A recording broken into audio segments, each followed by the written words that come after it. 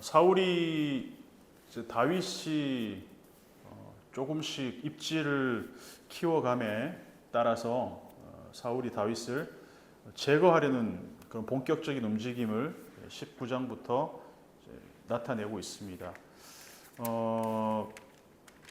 19장, 18장부터 본격적으로 이루어지고 있는데 그 위기 때마다 사울의 딸 미갈 아니면 아들 요나단을 통해서 번번이 다윗을 살해하려는 시도가 막히고 맙니다. 그리고 20장에서는 요나단이 다윗의 목숨을 살리는 어떤 결정적인 역할을 하는 장면을 소개하고 있습니다. 우리가 어릴 때부터 교회를 주일학교부터 이렇게 다녀온 사람들은 다윗과 요나단의 이야기, 보통 다윗과 요나단 하면은 그냥 아주 정말 생명같이 서로를 사랑한 그런 우정, 친구, 정말 그런 아름다운 이야기로 우리가 인식하고 있지만 사실 나이가 좀 들어서 이 이야기를 읽으면 이 관계는 성립할 수 없는 관계예요. 사실상 오늘 제목에도 썼지만 요나단은 노력하지 않아도 사울의 왕위를 그냥 자동적으로 이어받을 수 있는 적자입니다. 적자. 그러니까 왕위 계승 1순위 적자입니다. 영순위라고 할 수 있습니다. 그런데 그 가장 막강한 어떤 자기의 경쟁자가 될 수 있는 잠재적 경쟁자인 다윗과 어떤 이런 관계를 맺는다는 것은 사실 불가능한 일이죠. 그래서 과연 어떻게 해서 이런 관계가 이루어지고 있고 또 하나님은 이 관계를 통해서 어떤 일을 이루시는가를 좀 봤으면 좋겠어요. 요나단이 다윗을 안심시키기 위해서 이렇게 얘기합니다. 너 안 죽을 거야. 내 아버지 사울이 어떤 일을 실행하기 전에는 크든 작건 다 나한테 일을 알려주기 때문에 만약에 내 아버지께서 너를 죽이려는 그 낌새가 보이면 내가 반드시 막고 너를 내가 구해줄 거다라는 약속을 합니다. 너는 죽지 않는다. 근데 요나단과 달리 다윗은 이제 나와 죽음 사이는 한 걸음뿐이다. 이제 어떻게 내가 이 죽음을 피해갈 수 있을지에 대해서 사실 다윗 입장에서는 막막한 거죠. 그리고 요나단이 하는 말을 사실 다윗의 입장에서는 요나단이 하는 말을 믿는다 할지라도 사울이 자기를 죽이려는 이 계획 자체에 대해서 이게 실패할 거라는 생각을 하기가 힘들었을 겁니다. 왜냐하면 그 나라 전체의 어떤 그런 권력을 장악하고 있는 사람이 죽이고자 마음먹으면 개인 한 사람 못 죽이겠습니까? 그래서 20장 전체에 이 아버지라는 표현이 13번이나 등장하고 그리고 아들이라는 표현도 자주 등장하고 있습니다. 아버지와 아들의 이야기라고 할 수 있겠죠. 물론 요나단과 다윗의 우정의 이야기도 되겠지만 다윗과 요나단에 의해서 반복되는 이 아버지 사울이라는 이 사람은 일반적인 아버지의 모습이 아니라 어떤 그 내면의 사리로 가득한 광기 어린 군주로 묘사가 되고 있는 것이죠. 이 사람들은 지금 요나단과 다윗은 네 아버지, 내 아버지 이렇게 표현하면서 최소한의 리스펙트를 가지고 있습니다. 그런데 이 사울이라는 사람은 자기의 아들에 대해서도 그렇고 이세의 아들인 다윗에 대해서도 그렇고 인간으로서의 리스펙트가 전혀 없는 모습을 발견하게 됩니다. 권력 계승 1순위인 요나단이 실제적인 살아있는 경쟁자인 다윗과 우정을 나누는 것에서 이 사울이 갖고 있는 분노와 우려심은 대단한 것입니다. 그래서 다윗은 사울이 진짜로 자기를 죽이려는 건지 알고 싶습니다. 다윗이 곧 있을 월삭 행사에 불참할 것이라는 건 요나단에게 통보를 합니다. 만약에 사울이 화를 내면 그때는 사울이 자기를 죽이려는 의사가 있다는 것을 믿겠다는 것입니다. 그래서 요나단이 이때까지만 해도 자기 아버지가 실제로 다윗을 죽이지는 않을 것이라고 믿고 있었던 것 같아요. 근데 그럼에도 불구하고 만약에 자기 아버지가 다윗을 살해하려던 의도를 눈치챈다면 그때는 내가 너한테 다윗에게 미리 알려주겠다라고 약속을 합니다. 그리고 두 사람이 들러 나갑니다. 이 두 사람이 한 그 약속을 하나님 앞에 공증을 받기 위해서 언약을 맺기 위해서 들로 나갑니다. 근데 아무래도 궁중에서는 듣는 귀가 많기 때문에 은밀하게 대화할 수 있는 공간으로 들이 더 적합했을 것 같아요. 물론 이 장면을 읽는 독자들은 다 공개가 되는 거겠지만 요나단은 다윗에게 아버지의 살해 시도가 있을 때에는 내 목숨을 걸고 너를 지켜주겠다라고 약속합니다. 지금까지는 여호와께서 자신의 아버지 사울과 함께 있었는데 이거 과거로 표현되고 있어요. 아버지 여호와께서 내 아버지 사울과 함께 있었다. 하지만 이제는 다윗 너와 함께 있을 것이다. 근데 이건 파격적인 선언입니다. 무슨 말이냐? 더 이상 우리 아버지의 가문, 나를 비롯해서 이 사울 왕조는 더 이상 유지되지 않을 거다라는 것을 지금 다윗에게 이야기를 하고 있는 겁니다. 내 아버지의 왕권은 내가 아니라 다윗 너에게로 이양될 것이다라는 일종의 왕권에 대한 양도 선언을 하고 있는 거예요. 놀라운 선언입니다. 이거는 상식적으로 이해하기 힘든 약속을 지금 요나단이 다윗에게 하고 있습니다. 보장된 권력이잖아요. 요나단 입장에서는 노력하지 않아도 자동적으로 세습될 수 있는 그런 자리입니다. 근데 그것을 아무 조건 없이 포기하는 사람. 그래서 지금 요나단으로 표현되고 있다는 겁니다. 저는 이해를 할 수가 없습니다. 누구도 이해를 할 수가 없을 겁니다. 근데 아무리 우정이 깊더라도 아무리 친분이 깊고 이 프렌드십이 견고하더라도 어떻게 권력을 그대로 그냥 갖다 바칠 수 있을까? 정확하게 알 수는 없겠지만 요나단은 지금 정확하게 이제는 다윗의 시간이다라는 것을 인지하고 있었던 것 같습니다. 다윗도 그렇고 사울도 그렇고 반신반의하고 있었겠지만 요나단만큼은 이제는 우리 아버지의 시간은 끝났다. 다윗의 시간이 이제 도래했다라는 것을 지금 알고 있는 것 같습니다. 그걸 어떻게 알 수 있을까? 요나단의 평소 생각이라는 것은 우리도 그렇지만 우리의 말은 우리의 평소 생각이 말로 나오게 되어 있습니다. 그래서 요나단이 하는 대사를 보면 사울은 전혀 그런 대사들이 없습니다. 어느 때인가부터. 하나님의 성령이 사울을 떠난 이후로부터 사울은 자신의 행동과 자기의 말, 그 어느 것에도 하나님과 연관 짓지 않습니다. 하지만 요나단의 대사를 보면 이스라엘의 하나님께서 증언하시거니와 12절에 13절을 보면 여호와께서 나 요나단에게 벌을 내리시고 또 여호와께서 내 아버지와 함께 하신 것 같이 너와 함께 하시 모든 것을 하나님과 연관시키기 시작합니다. 요나단의 언어에서 요나단의 평소 생각들이 드러난다는 것이죠. 그리고 14절 15절에서도 요나단은 다윗에게 여호와의 인자하심을 자기에게 베풀어 달라고 부탁을 합니다. 지금 엄밀히 말해서 다윗이 죽고 사는 것이 누구한테 달려 있습니까? 사울 손에 달려 있잖아요. 근데 요나단은 반대로 다윗이 오히려 사울과 사울의 이 가문, 자기 자신을 비롯한 요나단 가문에 대한 그 역할권을 차기 권력인 다윗이 갖고 있을 거다라는 것을 지금 미리 이야기하고 있어요.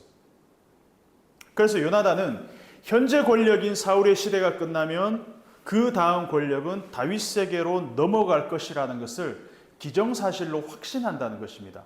그 어느 누구도 이것에 대해서 지금 확신하는 사람이 없어요. 다윗은 지금 당장 내가 죽게 생겼는데 뭐 내가 왕이 되고 기름을 부었고 이게 지금 중요한 게 아니라는 거죠. 아직 아무것도 결정된 게 없습니다. 사울이 창을 던져서 다윗의 배를 꿰뚫어 버리면 모든 게 다 끝나버리는 거예요. 그리고 지금 실제로 현재 최고의 힘은 아버지 사울이 갖고 있어요. 요나단은 그걸 압니다. 그래서 요나단이 모른 척하면 요나단이 그냥 적극적으로 사울에게 동조하지 않아도 다윗은 죽은 목숨입니다. 근데 그럼에도 불구하고 요나단은 하나님의 뜻이 다윗에게로 이미 정해졌다는 것을 완전하게 승복하고 인정한다는 것이죠. 그래서 요나단의 생각에 하나님의 뜻을 거슬러서 권력을 잡는 것에 대해서 요나단은 용납을 할 수가 없는 겁니다. 그래서 14절과 15절에서 요나단이 다윗에게 하는 이 부탁은 굉장히 위대한 부탁입니다. 아직 일어나지도 않은 일, 미래 권력, 불확실한 권력인 다윗이 왕이 될 것이라는 것을 기정사실로 여기고 그 다윗에게 우리 가문을 끊어버리지 말고 지켜달라. 헤세드를 부어달라는 부탁을 지금 아무것도 없는 다윗에게 하고 있어요. 실제로 이 헤세드가 상호적으로 지금 교환되고 있는 거 아시잖아요. 이 안에서 이 헤세드가 상호적으로 다윗에게 요나단이 헤세드를 베풀고 있고, 그리고 나서 헤세드가 다윗이 요나단에게 또 베풀어 줄 것을 지금 요구하고 있다는 것입니다. 일반적으로 사람들은 현재 권력에 줄 서게 되어 있습니다. 저 사람이 나중에 대통령 될 것 같아. 저 사람이 나중에 어떤 뭔가 될 것 같아. 그래서 그 사람한테 미리 가는 법은 없어요. 일단 권력을 잡으면 줄 섭니다. 하지만 요나단이라는 사람은 하나님이 누구를 세우려고 하시는지에 대한 영적인 그 민감함이 누구보다 탁월합니다. 심지어 다윗보다도 탁월합니다. 지금 이 순간만큼은. 우리 아버지 시대 끝났어. 이제는 다윗의 시간이야. 가장 정확하게 아는 사람이 요나단이라는 것입니다. 그리고 실제로 요나단은 이 다윗이 위험에 처할 때를 대비해서 이 화살을 쏘아서 다윗에게 위험을 알리는 그 시뮬레이션까지 합니다. 요나단은 다윗과 자기 사이에 나눈 대화에 하나님을 끌어들입니다. 23절을 보면 너와 내가 말한 일에 대하여는 여호와께서 너와 나 사이에 영원토록 계시느니라 하니라. 앞서 언급했듯이 요나단은 지금 일어나는 모든 일을 하나님의 관점에서 해석하고 있습니다. 근데 사울은 어떨까? 다윗이 연회에 며칠 동안 나오지 않으니까 사울이 요나단을 다그칩니다. 27절을 보면 이새의 아들이 어찌하여 어제와 오늘 식사에 나오지 않냐? 다윗이라고 말하지 않아요. 이새의 아들이 이름도 안 불러요. 어째서 어제와 오늘 식사에 나오지 않냐? 그러니까 요나단이 다윗을 변호하려고 합니다. 그러니까 막 둘러대니까 사울이 불같이 화를 냅니다. 그리고 30절을 보면 30절 한번 읽어볼까요? 30절 시작. 사울이 요나단에게 화를 내며 그에게 이르되 폐영 무도한 계집의 소생아 네가 이새의 아들을 택한 것이 네 수치와 네 어미의 벌거벗은 수치됨을 내가 어찌 알지 못하랴. 자, 이 사울은 자기 친아들에게 치욕적인 상처를 남기는 말을 합니다. 두 번의 아들이 나오는데 한 번은 이새의 아들, 한 번은 자기 아들을 요나단이라고 이름도 부르지 않아요. 충격적이게도 멸칭으로 부릅니다.